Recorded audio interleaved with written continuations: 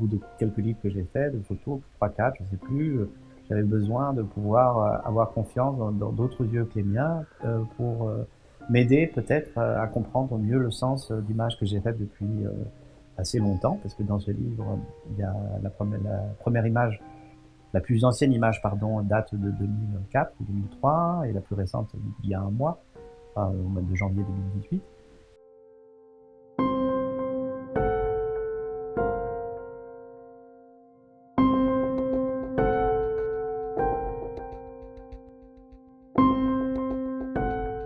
L'idée d'Amaury était de me raconter ces histoires de photographie. C'est-à-dire on s'est mis ensemble et puis on a passé les images les unes après les autres. Et il m'a parlé de ces images de façon la plus prosaïque possible, c'est-à-dire où est-ce qu'elles avaient été faites, qui était là, qui était à côté de lui, quelle était la lumière, début de jour, fin du jour, qu'est-ce qu'ils avaient fait avant sur cette photo ou après, voilà.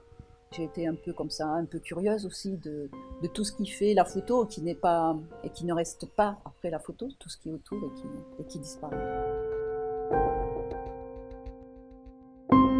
C'était aussi pour ne pas produire du discours sur l'image. La question, c'était pas de produire du discours sur l'image de quelque nature que ce soit. Et ce qui m'intéresse,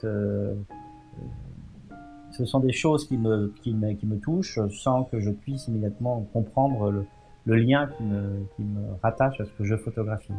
Et pour moi, ce sont des petits foyers de désir, les images que je prends, ou souvent dans un environnement familier.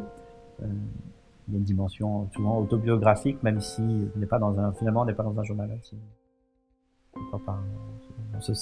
On considère que sa vie est un matériau et pas une fin en soi pour la montrer en image.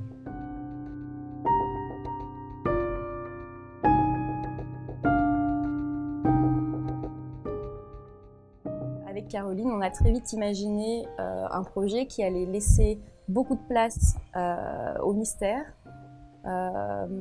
aussi à la liberté du lecteur de naviguer entre les images sans lui imposer une narration ou un chemin de fer qui soit trop systématique. Donc c'est un ouvrage qui est monté de manière assez libre, avec des choses qu'on n'attend peut-être pas, donc des formats d'images qui se répondent, mais de manière un peu inattendue, des petits formats, des plus grands formats.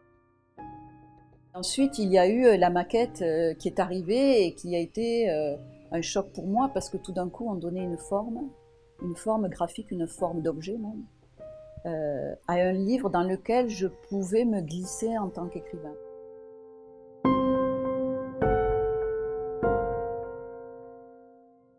Mon rôle, c'était de trouver une forme à ce livre qui soit la plus juste possible et qui soit la plus invisible possible parallèlement. Parce que finalement, quand on travaille et qu'on cherche à mettre en avant le travail d'un artiste, c'est avant tout le contenu et le travail de l'artiste qui importe.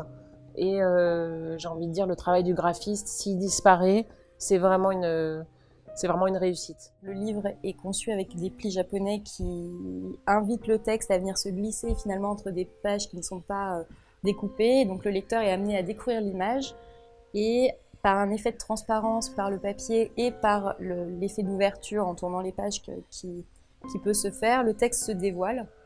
Et en fait, au moment où le texte se dévoile, c'est une partie du secret de l'image qui se dévoile en même temps. Confier ces images à une éditrice, à une écrivaine, c'est comme confier des secrets.